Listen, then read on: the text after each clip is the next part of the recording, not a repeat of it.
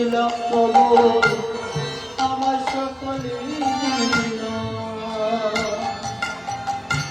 এই শ্রীবাসকারে কীর্তন হয়, আমরা সবাই কীর্তন করি জ্ঞানী শ্রীবাস সম্মানে। শ্রীবাস, শ্রী শব্দের অর্থ হচ্ছে সুন্দর, বাস শব্দের অর্থ হচ্ছে বাসস্থান। যে অঙ্গনে কীর্তন হয় সেটাই হয়ে যায় শ্রীবাস সম্মানিত।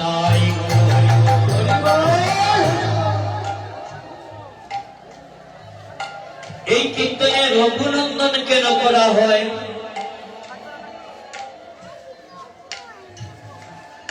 মা পূর্বয় আকাশে সূর্য উদিত হয়েছিল, পশ্চিম আকাশে সূর্য অস্ত যাচ্ছে, কিন্তু জাগতিক জগতের বেলা ডুবে গেলে আবার আসবে।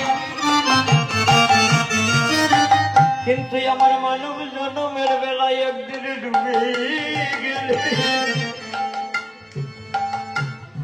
সেই বেলায় আর কোনদিন কখনো উদয় হবে না। সময় থাকতে সবাই গোবিন্দ ভজন করো। এই শিবাসঙ্গরে কীর্তন করছেন আমার গৌর হরি। হঠাৎ করে দেখলে ওই কীর্তন অঙ্গনের গেটের মধ্যে দুজন ভক্ত এসেছে। গৌর হরি কীর্তন করছেন। একটা গান বলে না বাবা, মহাপ্রভু যখন অদ্বৈত মন্দিরে এসেছিলেন তখন নদিয়ার সমস্ত ভক্তরা আমার গৌর হরির সঙ্গে দেখা করেছেন, কিন্তু একজন ভক্তকে তিনি পারমিশন দিয়েছিলেন।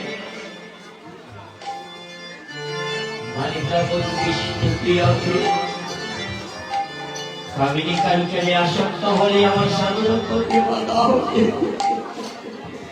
নদিয়ার নাগরীরা যখন গৌরীকে অদ্বৈত মন্দিরে দর্শন করতে যাচ্ছে, বিষ্ণুপ্রিয়াকে বলল, হে বিষ্ণুপ্রিয়া,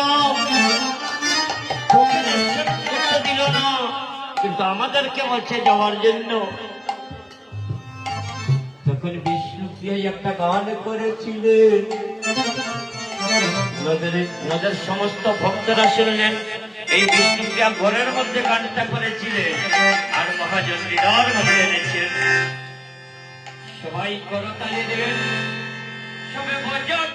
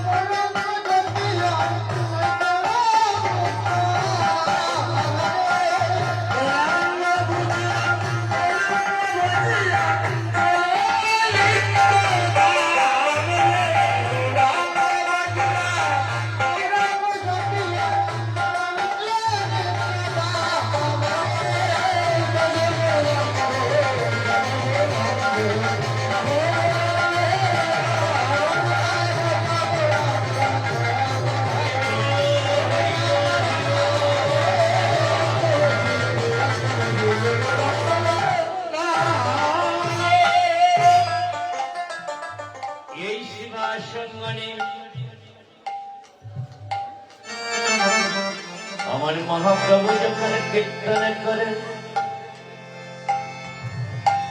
হঠাৎ করে নিত্যানন্দ দাদাকে বললেন, দাদা গো, ওই যে কীর্তনের অঙ্গনে দুইজন ভক্ত এসেছে, তাদেরকে তুমি কীর্তন অঙ্গনের ভিতরে নিয়ে আসো। কিন্তু দাদা, একজন আমার সঙ্গে কীর্তন করার অধিকার পাবে, আর একজন নবদ্বীপের শ্রীকণ্ঠে, মানে এই রঘুনন্দনের পিতার নাম আছেন মুকুন্দ কবিরাজ, এদের বাড়ি ছিল শ্রীকণ্ঠে। নরহরি সরকার, মাধব সরকার আর মুকুন্দ সরকার, এদের বাড়ি ছিল নবদ্বীপের শ্রীকণ্ঠে। এগুলো জেনে রাখুন। রঘুনন্দনকে ওখানে আসার জন্য একটু অনুরোধ করছি। রঘুনন্দন, জয় রাধে। রঘুনন্দন,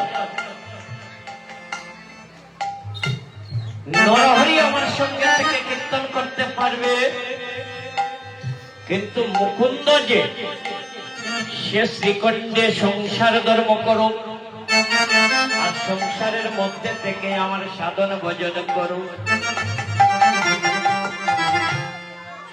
সংসারের মধ্যে থেকে যদি ভজন করে গোবিন্দ মিলে, শুধু ত্যাগী হলেই গোবিন্দ মিলে না, সংসারের মধ্যে থেকে গোবিন্দ ভজন করা যায়। তাই গৌর সবে একটা অনুরোধ করে,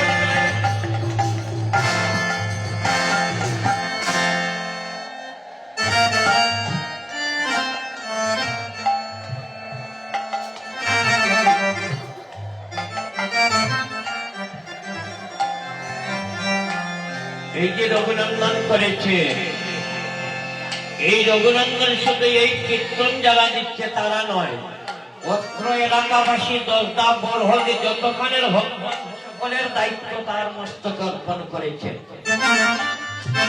সারা জনম কীর্তন করলাম, কিন্তু একদিন জনমে রঘুনন্দন হইতে পারলাম না।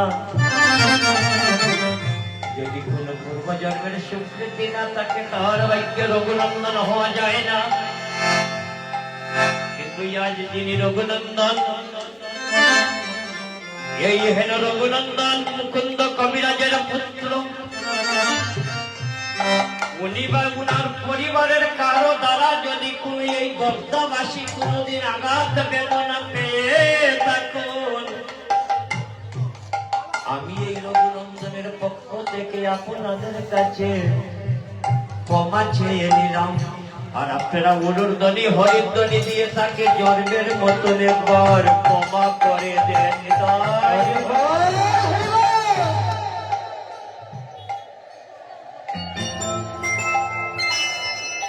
নিত্যানন্দ দাদা কি বলেন, নরহরি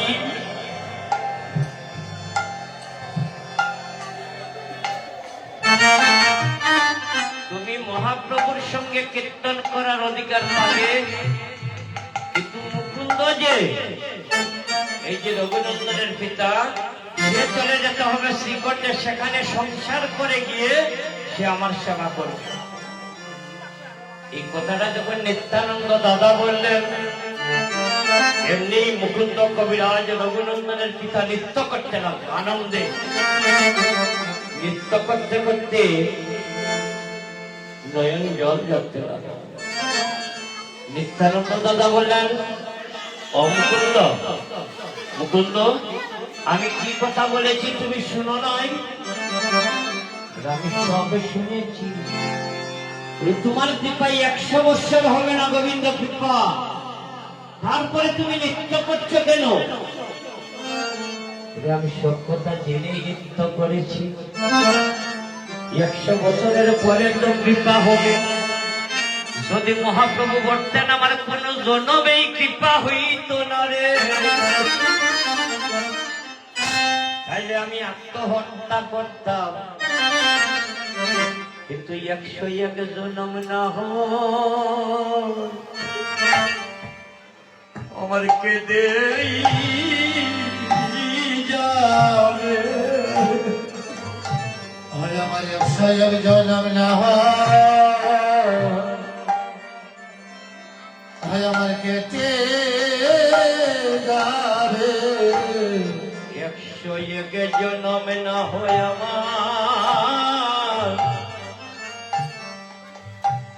আমার কেঁদে যাবে। আমার একশো এক জনম না হয় কেঁদে যাবে ওরে শত জনমের পরে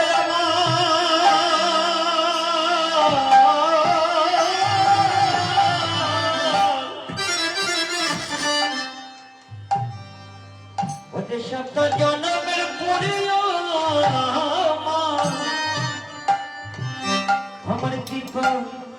আমার কৃপা হবে।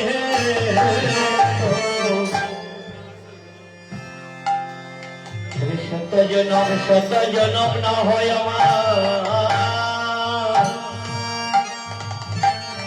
আমার কেঁদে কেঁদে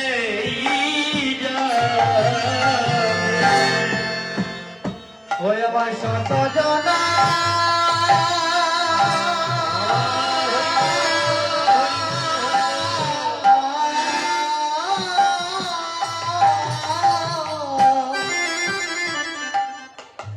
আমার শত জনম না কেঁদে কেঁদে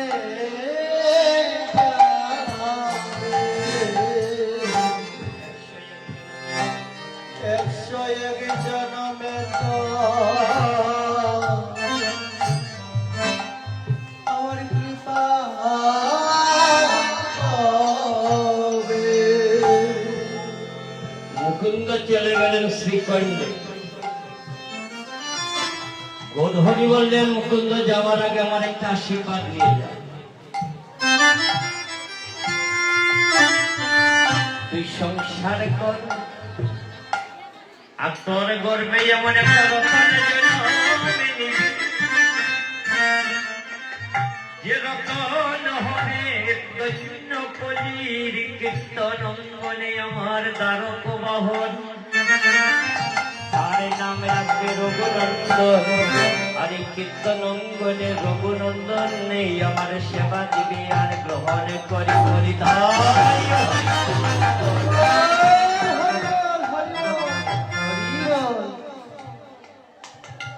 এই মুকুন্দ কবিরাজের স্ত্রী ছিলেন অসুস্থ। ইনি সুস্থ হন